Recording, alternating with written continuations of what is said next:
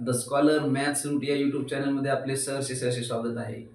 शिष्यवृत्ती परीक्षा अर्थात स्कॉलरशिप एक्झामिनेशन इयत्ता 4थी या वर्गाच्या मुलांसाठी आपण हे व्हिडिओ बनवत आहोत.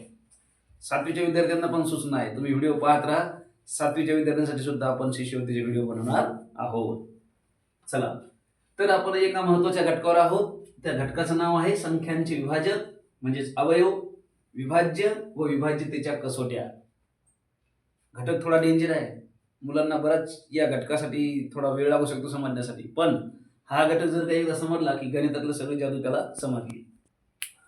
18 या संख्येला 1, 2, 3, 6, 9 व 18 या सर्व संख्यांनी निशेष भाग जातो, म्हणून या सर्व संख्या 18चे काय आहेत?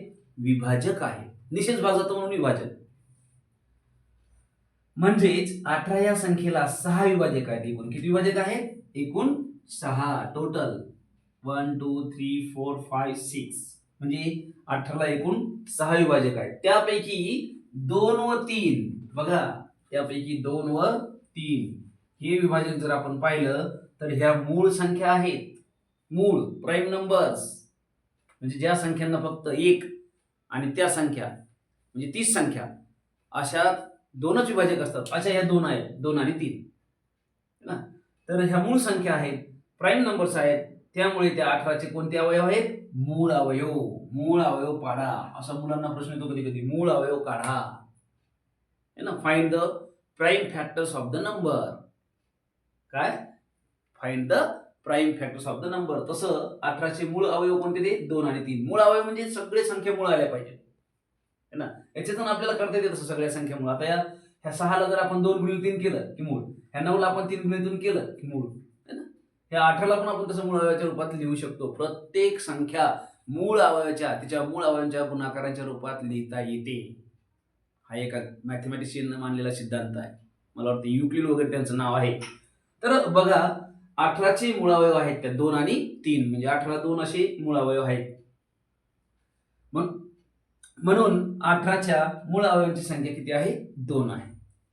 एकूण अवयव किती आहेत? 6. एकूण विभाजक किती आहेत? 6. There are 6 factors but 2 factors are prime numbers. त्याला आपण मूळ अवयव म्हणतो. ओके. चौथा नियम बघा काय म्हणतो. कोणत्याही संख्येचा सर्वात लहान विभाजक 1 आणि सर्वात मोठा विभाजक तीच संख्या असते.